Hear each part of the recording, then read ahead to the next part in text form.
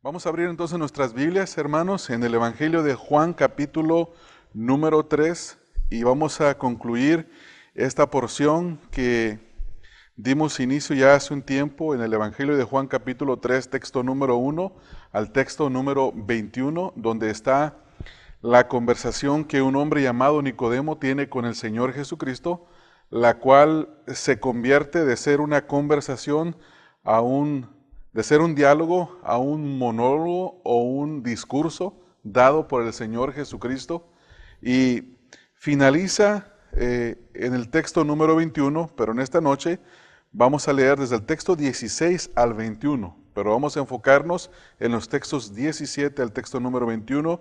Dice: porque de tal manera amó Dios al mundo, que ha dado a su Hijo unigénito, para que todo aquel que en Él cree no se pierda, mas tenga vida eterna.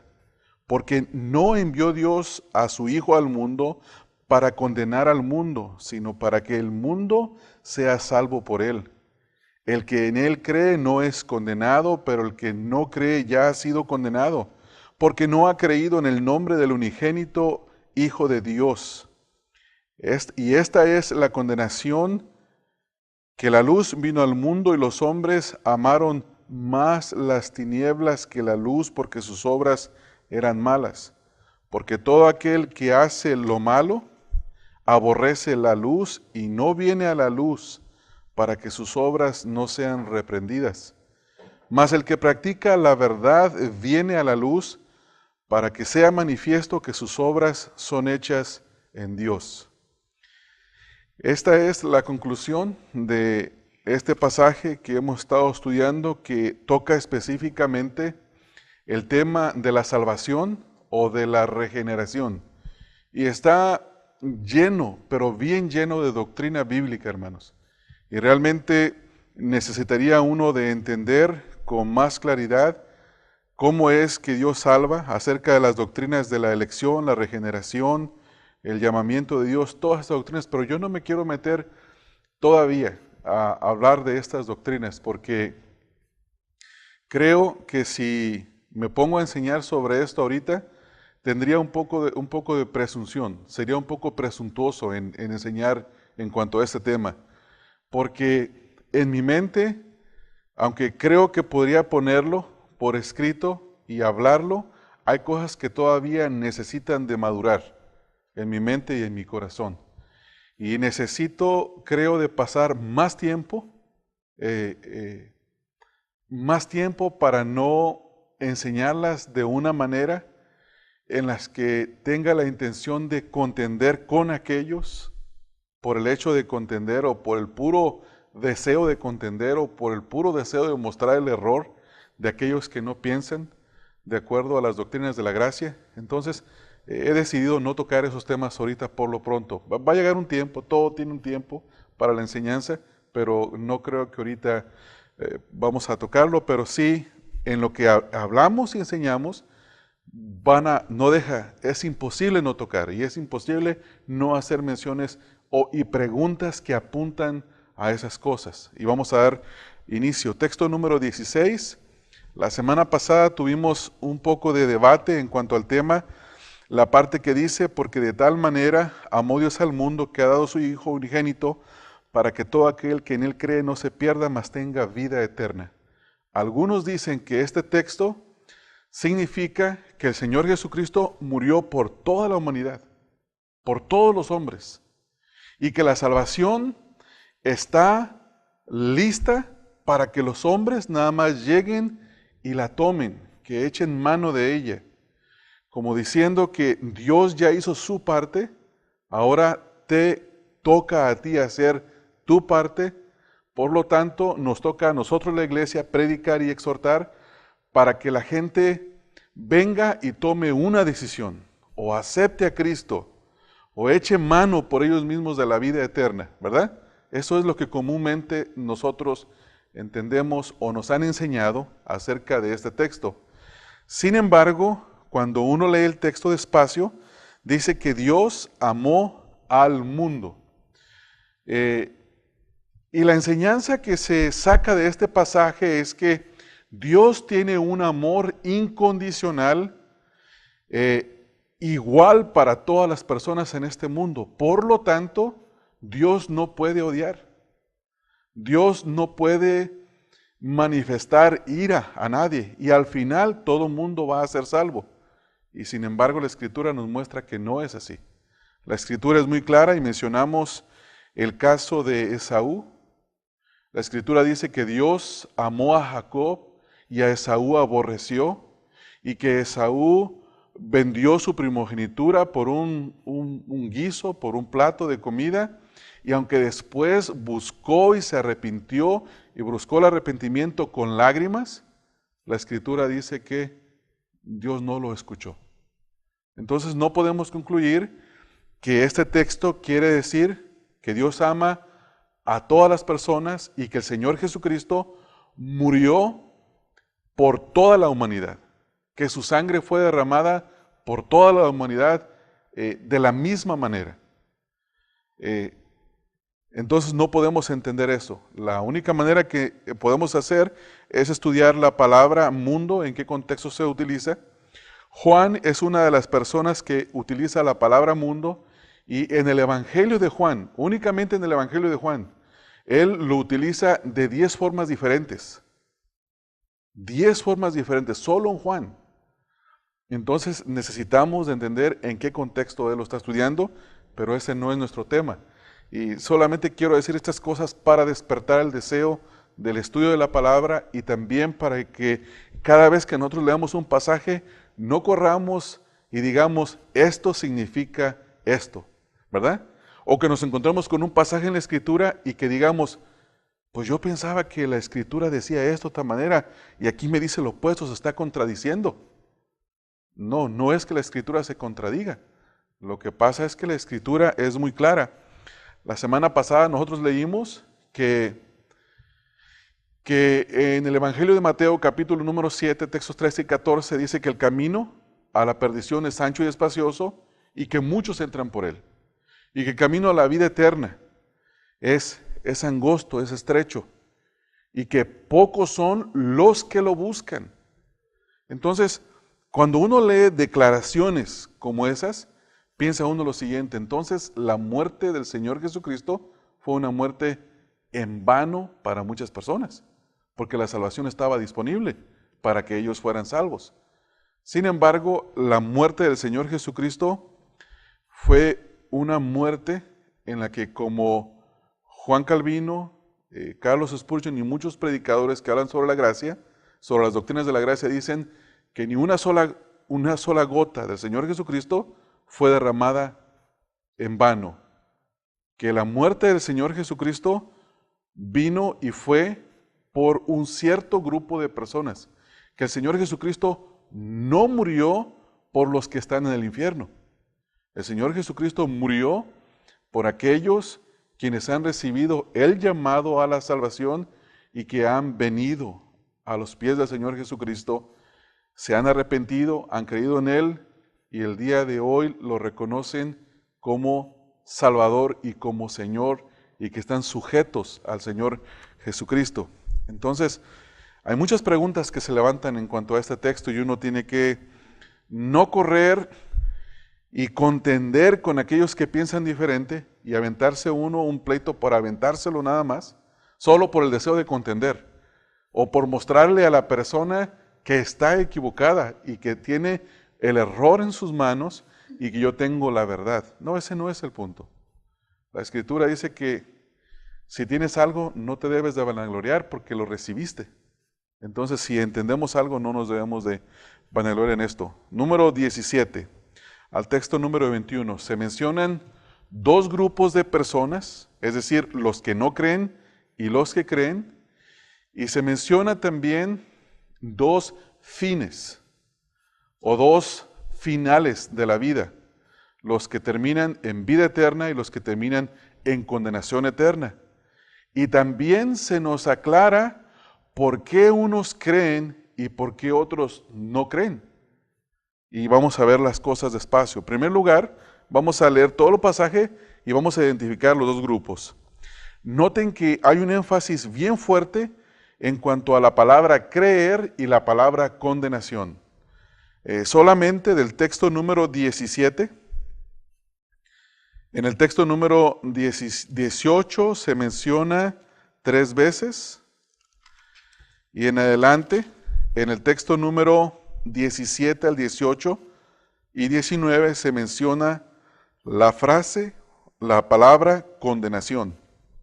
Dice el texto 17, porque no envió Dios a su Hijo al mundo para condenar al mundo. Esto nos habla de el ministerio de la predicación. Bueno, en primer lugar habla de el propósito de la venida del Hijo de Dios. Él no vino a condenar.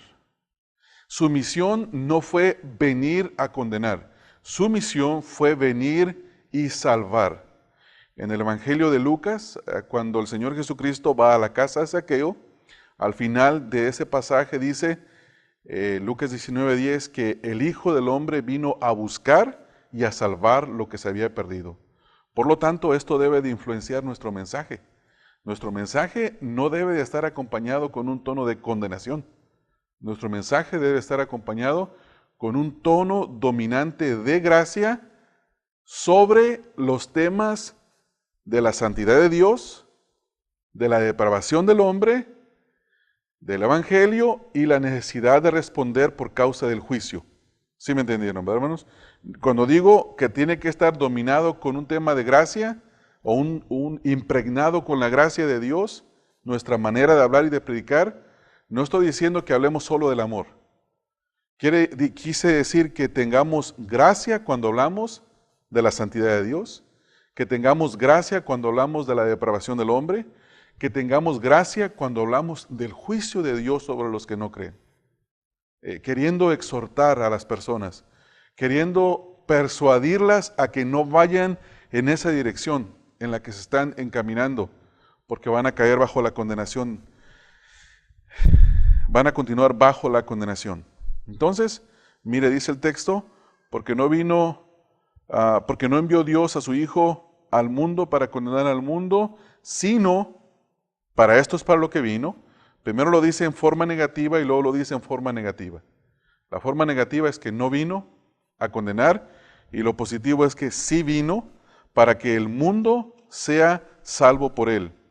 Y luego aquí se menciona el primer grupo de personas. Dice, el que en él cree no es condenado, pero el que no cree ya ha sido condenado porque no ha creído en el nombre del unigénito Hijo de Dios. Entonces, el mensaje es un llamado a creer en el nombre del Señor Jesucristo.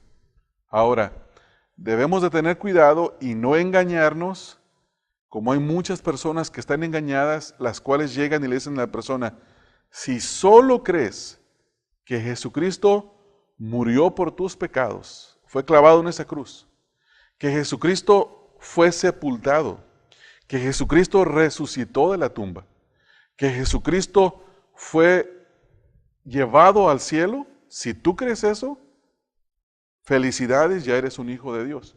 No, creer va mucho más. Creer es mucho más que asentir algo, o decir que algo es verdad, o tomar un grupo de declaraciones históricas, hechos históricos, y creerlos como verdaderos. No, creer significa responder positivamente al llamado del arrepentimiento, abandonar la confianza en nosotros mismos y poner nuestra confianza 100% en la persona del Señor Jesucristo. Ahora la pregunta es, ¿cómo se pone la confianza en Cristo? Se pone creyendo en Él como el único y totalmente suficiente Salvador y Señor. Esas dos cosas. Su oficio de Salvador y su señorío no están separados, siempre van juntos. Entonces entendemos, eso es creer. No porque el Evangelio de Juan no menciona la palabra creer, no porque no menciona la palabra arrepentimiento, quiere decir que no hay llamado al arrepentimiento, que hay que omitirlo. Al cabo Juan lo omitió. No, Juan no lo estaba omitiendo. Juan no lo estaba omitiendo. Juan entendía, cuando él habla de creer en quién es Jesús, su mensaje, sus mandamientos, su obra y quién es Él como Señor, no solo como Salvador. Entonces hay que recibir todo eso, y todo eso, creer significa accionar. La semana pasada di una definición que es hacer una transacción. Yo dejo de poner mi confianza en mí mismo y la transfiero totalmente a la persona de Cristo. Eso es creer, ¿verdad? Ya no confío en mí mismo. Ya no me tengo la confianza que me tenía antes. Ya no considero que soy una buena persona como antes lo consideraba. Ahora conozco la miseria y la maldad que hay en mí y la inclinación hacia lo malo. Por lo tanto, ya no confío en mí. Ahora confío 100% en la gracia y la misericordia de mi Señor. Entonces, el arrepentimiento, el creer, van de la mano, son juntos, van juntos. Alguien lo explicó como una moneda de dos caras. Un lado es el arrepentirse, el arrepentimiento, y otro es el creer, y es una sola moneda que van juntas. Va juntos. Yo siempre cuando escucho esas explicaciones digo, bueno, qué bueno por ellas, pero realmente ninguna explicación de ese tipo se puede dar a entender lo que la Escritura lo explica con palabras tan claras, ¿verdad? Entonces, ese es el punto. Entonces, el Señor Jesucristo no vino a condenar, vino a salvar. Texto número 18 nos dice quiénes se salvan.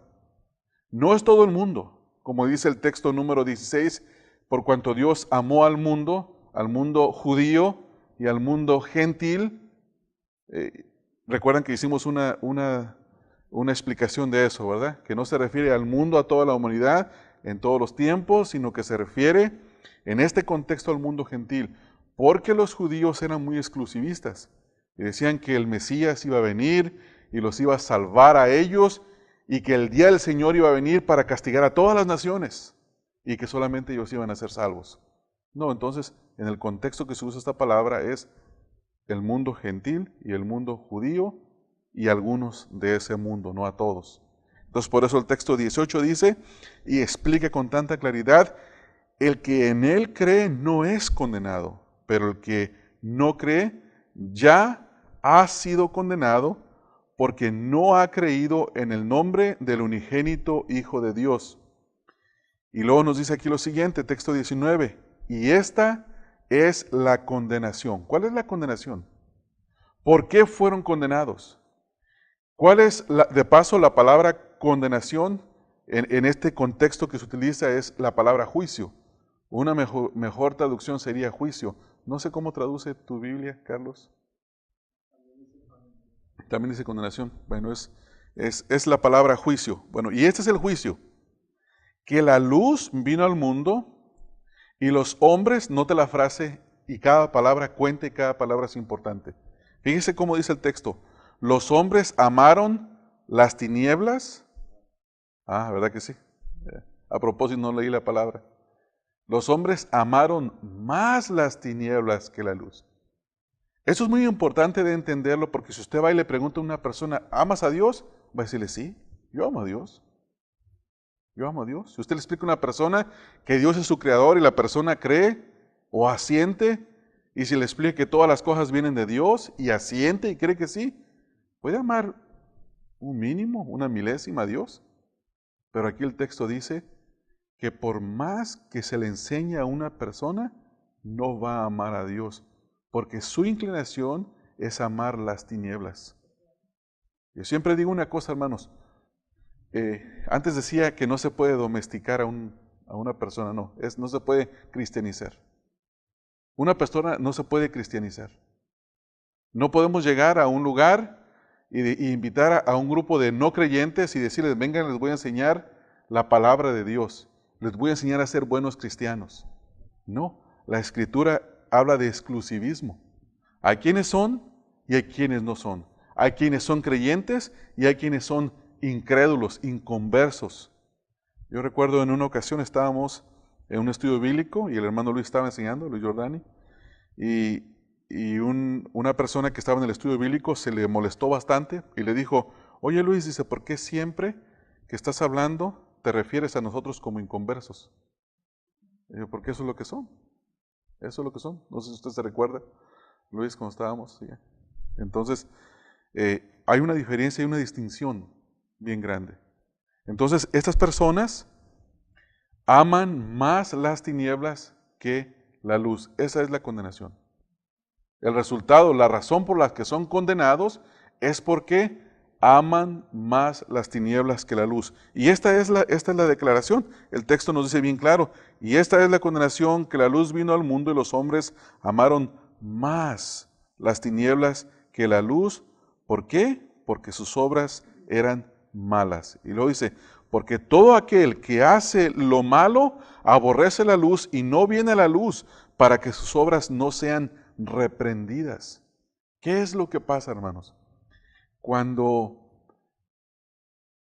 escuchas la predicación del Evangelio y no quieres venir a la corrección de la predicación del Evangelio, ¿cuál es la primera reacción que uno tiene? Irse, huir. Y eso es un peligro muy grande, hermanos. Yo siempre me pongo a pensar que mientras que no hay exhortación en la iglesia, todo el mundo está contento. Pero cuando se toca nuestro pecado, usted ve quién es un creyente y quién no lo es. Un no creyente va a huir de la corrección. Y un creyente va a permanecer. ¿Por qué? Porque quiere que sus obras sean corregidas en la luz. Y el no creyente no, se prefiere irse. No importa que diga que es creyente. Si se va, está mostrando, hay la gran posibilidad, se pone en tela de juicio de que sea un verdadero creyente. Entonces, esto es muy importante. De paso, cuando dice aquí que el que aborrece la luz, directamente está hablando del Señor Jesucristo. El Señor Jesucristo es la luz, de acuerdo a Juan 8:12. Es aborrecer al Señor Jesucristo. Y hermanos, déjenme decirles una cosa, que donde quiera que se haga una distinción entre el error y la verdad, va a haber conflicto. Entonces vamos a ver, ya que vimos la estructura del pasaje, primero a qué vino el Señor Jesucristo y a qué no vino. Los dos grupos que se identifican, unos son los que creen, otros son los que no creen. ¿Cuál es el fin de los que creen y cuál es el fin de los que no creen? El fin de los que creen es vida eterna, el fin de los que no creen es condenación eterna. Y muestra que no quieren venir a la luz. ¿Por qué? Porque sus obras son malas y aborrecen la luz. Hermanos, nadie deja de venir por una presentación pobre del Evangelio. Créanmelo, eso no es cierto. Eso no es cierto. Sin embargo, no es una excusa para que no nos preparemos. No estoy hablando de no prepararse. Pero ese no es el punto. Vamos a ver referencias bíblicas que nos ayudan a entender esto. Texto número 17. La Escritura es enfática en decirnos que Dios no envió a su Hijo a condenar al mundo. Capítulo 5, texto número 45, por ejemplo. Aquí mismo del Evangelio de Juan 5:45. Dice el texto 45, no penséis que yo voy a acusaros delante del Padre, hay quien os acusa, Moisés, en quien tenéis vuestra esperanza. ¿Qué es lo que estaba diciendo en el texto número 45? El Señor Jesucristo, hablando aquí, en este Evangelio, dice la Escritura, que el Señor Jesucristo, no es el Señor Jesucristo, no, estoy hablando mal en el contexto aquí. ¿Qué texto les leí, hermanos? Oh, sí, no, sí, este es. Sí, yo pensé que estaba leyendo mal. Como tengo unos marcados con rojo y otros con azul, sí, este es. El Señor Jesucristo, la Escritura nos dice, Él no vino a condenar, hermanos. ¿Quién es el que condena? La ley de Dios, el que nos condena nuestro propio pecado. Cada persona que ha pecado ya está condenada, ya está bajo la condenación. El Señor Jesucristo vino a salvar, a eso vino a salvar. A los que estaban condenados, exactamente. Capítulo 8, ahora sí, capítulo 8, aquí mismo del Evangelio de Juan, texto número 15 y texto número 16. Dice, vosotros juzgáis según la carne, yo no juzgo a nadie. Y si yo juzgo, mi juicio es verdadero, porque no soy yo solo, sino yo y el que me envió el Padre. El Señor Jesucristo no vino a traer juicio. Y aquí la palabra es condenación, la misma palabra que nos encontramos hace rato. Entonces, Él no vino a traer condenación. su primera venida tiene solo referencia con la salvación, no viene con la condenación. Capítulo número 12, el texto número 47. Capítulo 12, texto número 47 y texto 48.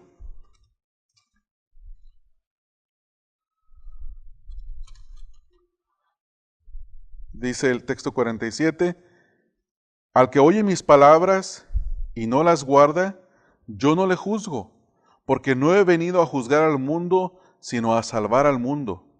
El que me rechaza y no recibe mis palabras, tiene quien lo juzgue. La palabra que he hablado, ella le juzgará en el día postrero. Entonces las personas, cuando se presenten en el trono de Dios, en el día del juicio, ¿podrán poner una excusa, hermanos? No, nadie puede poner una excusa. Nadie puede acusar a nadie, nadie puede decir, es que fulano de tal vivía de esta manera. ¿Por qué? ¿Por qué esta persona vivía de esta manera y me afectó su testimonio? No, no va a haber ninguna razón. Cada persona va a ser condenado por sus propios pecados. ¿Por qué? Porque nunca tuvo el deseo de venir a la luz. No tuvo el deseo de venir a la luz.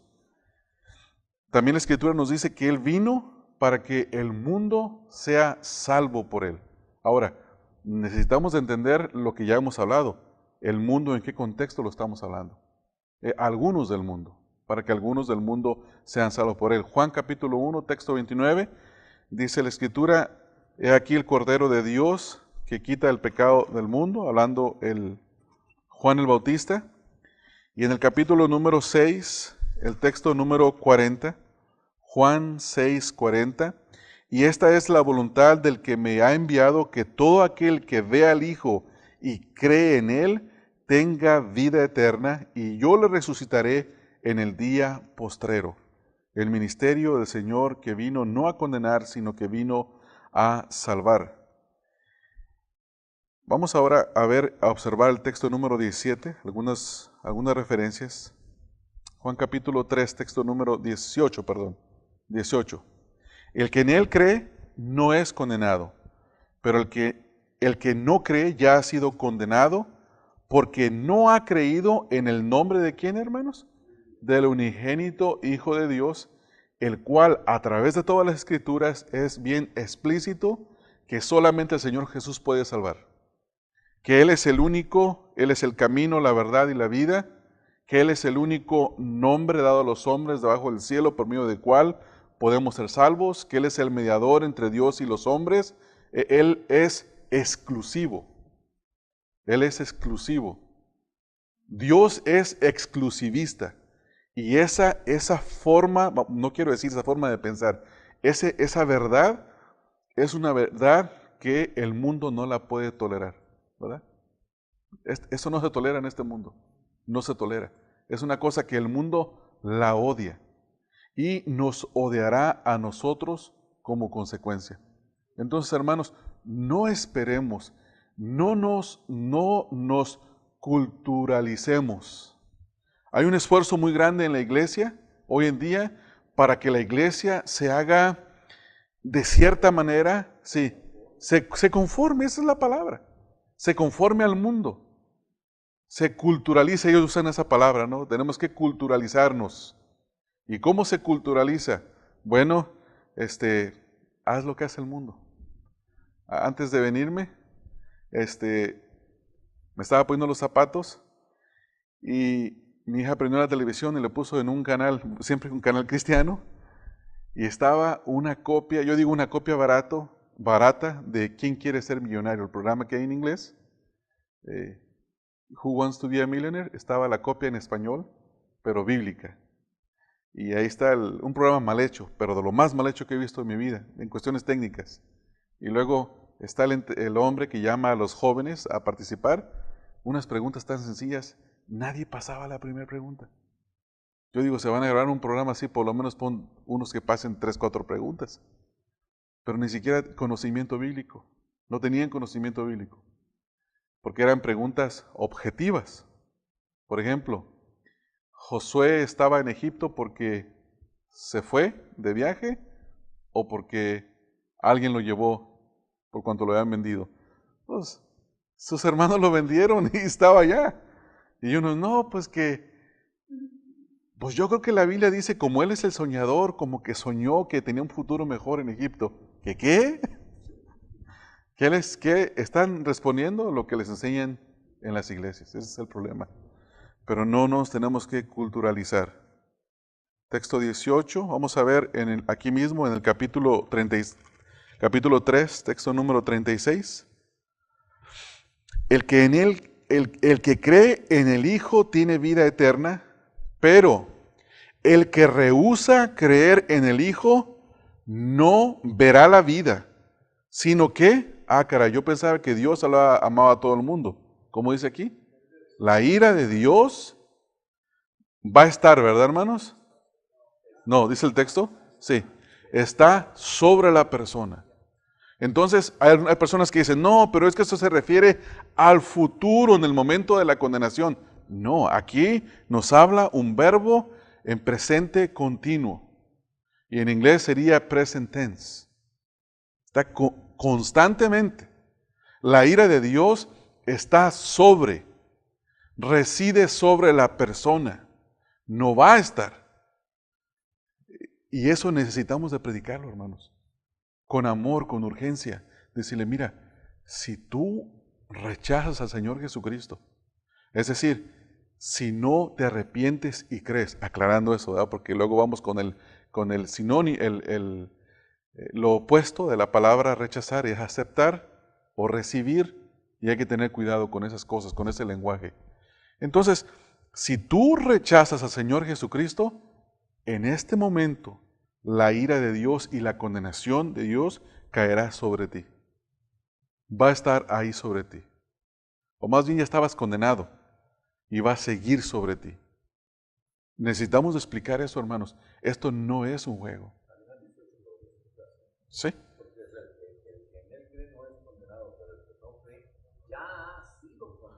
Exactamente, exactamente. Capítulo 5, texto 24. Capítulo número 5, texto número 24.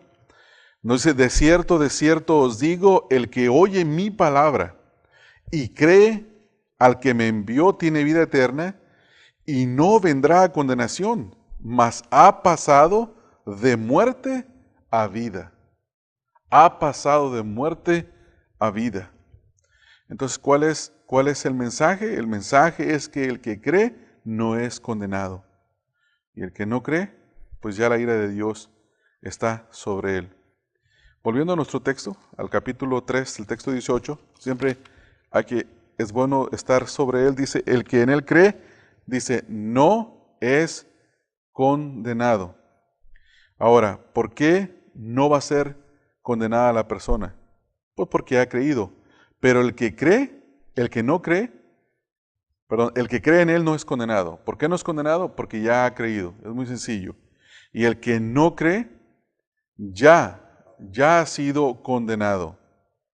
¿Por qué ha sido condenado? Porque no ha creído en el nombre del unigénito Hijo de Dios. Vamos a ver algunos textos. Marcos, por ejemplo, capítulo número 16. Marcos 16, 16.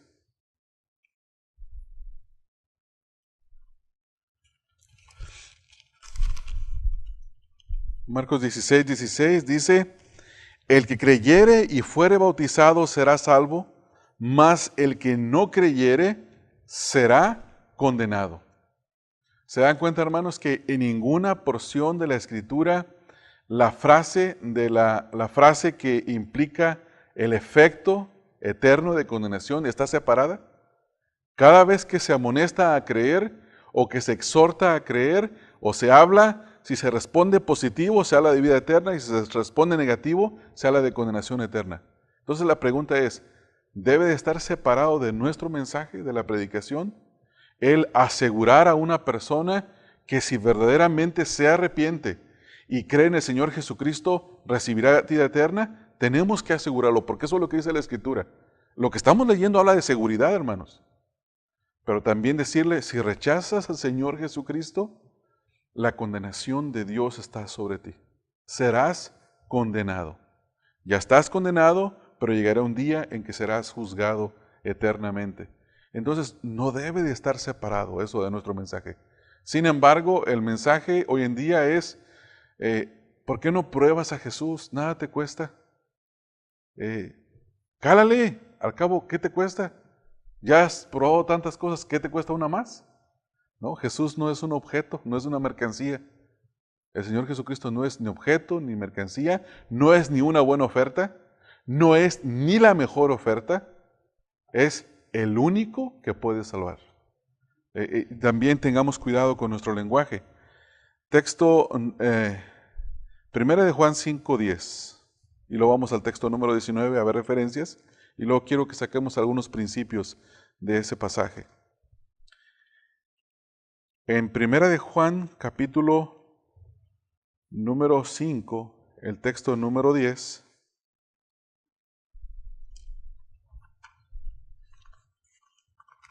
dice el texto: el que cree en el Hijo de Dios tiene el testimonio en sí mismo. Tiene el testimonio en sí mismo. ¿Se recuerdan lo que dice Romanos 8:16, hermanos? Sí. Que es el Espíritu el que nos da testimonio de que nosotros somos hijos de Dios. Dice, el que no cree a Dios le ha hecho mentiroso, porque no ha creído en el testimonio que Dios ha dado acerca de su Hijo. El testimonio que nosotros predicamos es el testimonio de Dios, hermanos. No es mi propio mensaje, no es una religión, es el mismo testimonio que Dios ha dado de su Hijo. Este es mi Hijo amado en quien tengo complacencia. ¿Cuál es su complacencia? Que su sacrificio es suficiente para justificar a una persona delante de Dios y darle vida eterna. Y eso nosotros necesitamos de predicarlo y asegurárselo a las personas. En Romanos en el texto número 19. ¿Cuál es la condenación? Porque dice el texto, y esta es la condenación. ¿Cuál es la condenación? Vamos a ver algunas referencias bíblicas en el Evangelio de Juan. Vamos a empezar con Juan primero. En Juan capítulo 1, el texto 19 dice, y esta es la condenación, que la luz vino al mundo y los hombres amaron más las tinieblas que la luz. Juan capítulo número 1, el texto número 4. En el texto número 4 dice, en él estaba la vida y la vida era la luz de los hombres. El Señor Jesucristo, hermanos, alumbra la vida del hombre. Él es la luz que alumbra. Toda persona, hermanos, tiene cierta luz suficiente dada por Dios como para ser castigado y ser juzgado. Toda persona. No hay nadie que pueda decir, no lo entiendo. No lo entiendo. Sí, sí lo entendemos. Y si leemos, por ejemplo, un poco más adelante en el capítulo 1, ahí mismo, texto 9 en adelante, aquella luz verdadera que alumbra a todo hombre, venía a este mundo. En el mundo estaba y el mundo por él fue hecho, pero el mundo no le conoció. A lo suyo vino, los suyos no le recibieron, mas a todos los que le recibieron, a los que creen en su nombre, les dio potestad de ser hechos hijos de Dios. Él es la luz que alumbra. En el capítulo número 8, el texto que ya mencionamos hace un rato, Juan capítulo 8, texto 12, otra vez Jesús les habló diciendo, yo soy la luz del mundo, el que me sigue no andará en tinieblas, sino que tendrá la luz de la vida. Hermanos, este es un texto que a nosotros los creyentes no solamente es un texto evangelístico, sino que es un texto que a nosotros nos debe de provocar gozo, nos debe llenar de gozo y de alegría. Mire con lo que dice el texto. Dice, otra vez Jesús les habló diciendo, yo soy la luz del mundo, el que me sigue. Este es otro sinónimo de creer, ¿verdad, hermanos? ¿Qué significa creer? Arrepentirse, creer en Jesús y seguirlo. Esto no está separado, como mucha gente me decía un señor, algunos de ustedes lo conocen, un señor que salió de la división de San Gabriel cuando hubo un grupo de carismáticos y se fue y me dijo un día a mí, dice, yo solo llego a los hospitales con los enfermos y los hago confesar. Una vez que confiesen, ya todo está arreglado. Le dije, ¿qué pasa si nunca piso una iglesia? No importa, no importa, porque ya confesó. Ya confesó. Pero ¿qué tal si no entendió, si no viene a entender el conocimiento de la palabra de Dios? No importa, ya confesó. Eso no es así. Eso sí, es una mala interpretación de la Escritura. Creer en el Señor Jesucristo es seguirle, hermanos. Es seguirle. Dice, no andará en tinieblas. Los que seguimos al Señor Jesucristo, los que lo hemos conocido y lo seguimos siguiendo, no estamos en tinieblas, hermanos. No estamos en tinieblas. Porque Él es la luz.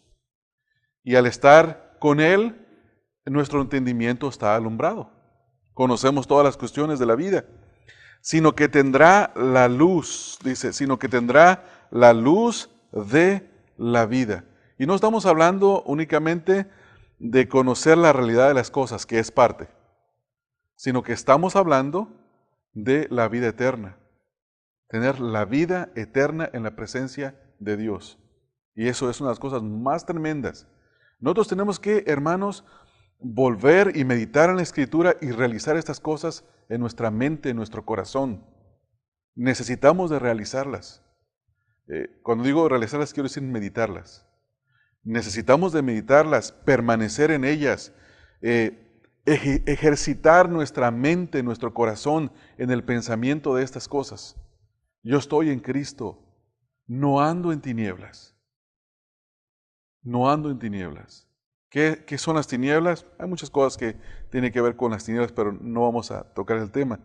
Entonces, hay muchas referencias, hermanos. El tiempo faltaría para poder mencionarlas. Vamos a ver la segunda parte del texto que dice, esta es la condenación, que la luz vino al mundo, dice. Pero aquí la Escritura dice, ¿por qué? Que ellos aman más sus obras. ¿Por qué? Porque sus obras son malas. Sus obras son malas. ¿No se ha fijado, hermanos, que muchas personas casi vienen a Cristo, ¿verdad? Casi están ahí como que acarician el Evangelio, pero los jala su vida de regreso. A mí me ha tocado ver algunas personas que uno los ve ya casi. Hay algunas personas que vienen a mi mente. Recuerdo un joven que estaba entendiendo las cuestiones de la Escritura, la estaba entendiendo, y de repente me dijo mi novia que si me convierto en cristiano, que me olvide de ella.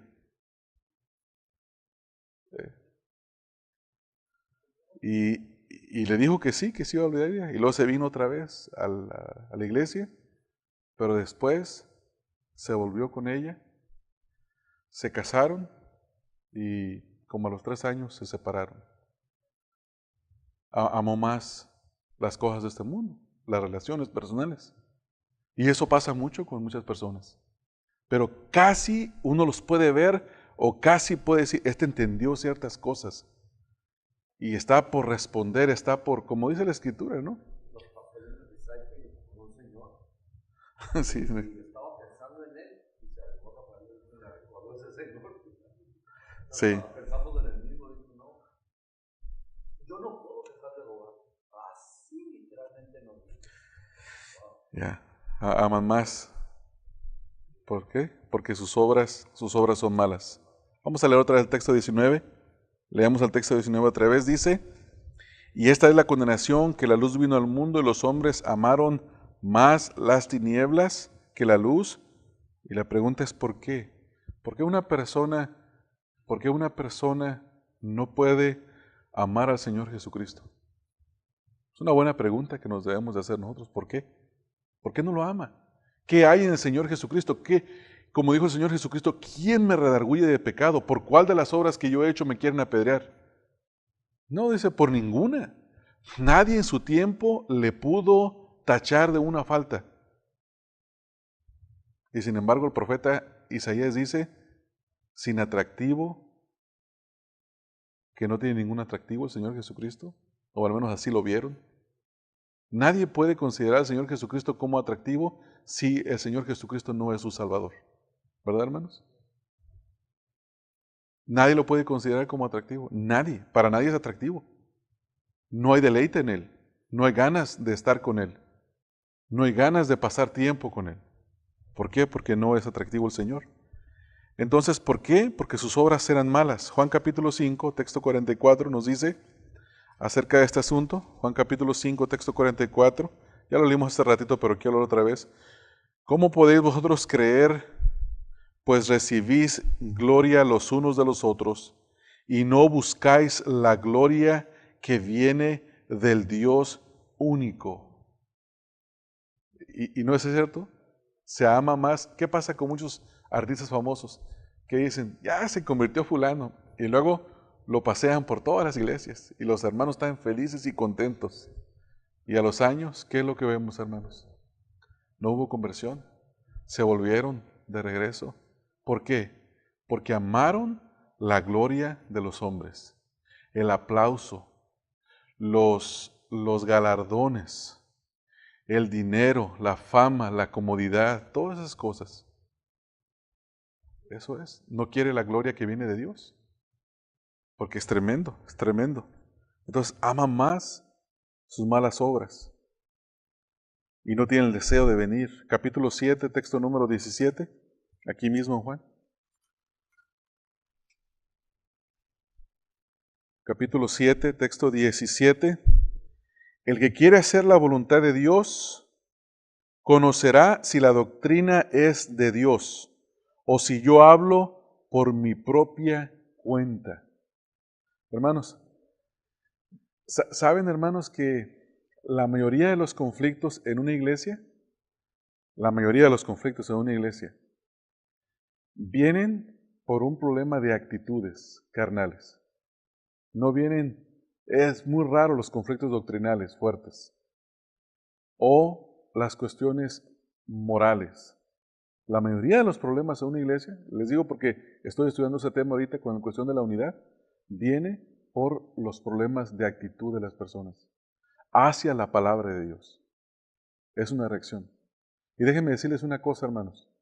Si ustedes están siendo exhortados por la palabra de Dios a vivir una vida de santidad, acercándose al Señor, y lo van a requerir para su familia, y cuando sus amigos o los que trabajan con ustedes o trabajan o con las personas que se relacionan les quieran invitar a las cosas que antes estaban, y si ustedes les hablan de la santidad, prepárese porque la medida va a ser muy diferente, muy diferente.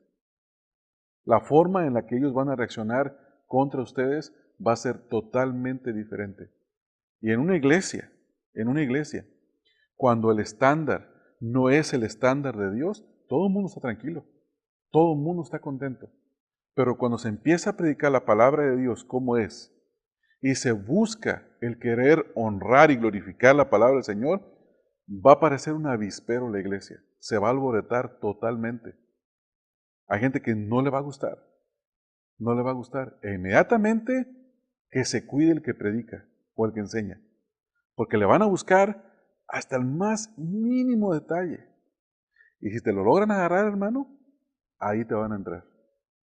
De ahí se van a autojustificar. Entonces, esto es tremendo. Pero el punto es ¿por qué? ¿Por lo que enseñas? No, porque sus obras son malas. Ese es el punto. Sus obras son malas, porque si sus obras no fueran malas y sus intenciones fueran diferentes, vendrían a hablarte y a exhortarte con amor. ¿Me entiendes? Eso se ve repetidamente en todo tiempo. Texto número 20. Hay muchos pasajes de la Escritura, pero quiero finalizar con texto 20 y texto 21. Porque todo aquel que hace, esta palabra hace es la misma palabra que practica, la misma palabra que hemos estudiado en Gálatas capítulo 5, ¿se recuerdan? Es la misma, practica, todo aquel que constantemente practica la maldad. El que practica la maldad o el que practica la verdad, el texto 20 dice, porque todo aquel que hace lo malo aborrece la luz y no viene a la luz para que sus obras no sean reprendidas. Vuelvo al mismo asunto, hermanos. ¿Por qué se van los hermanos de la iglesia? Generalmente no se van a ir por la doctrina, porque hay mucha gente que no le interesa la doctrina.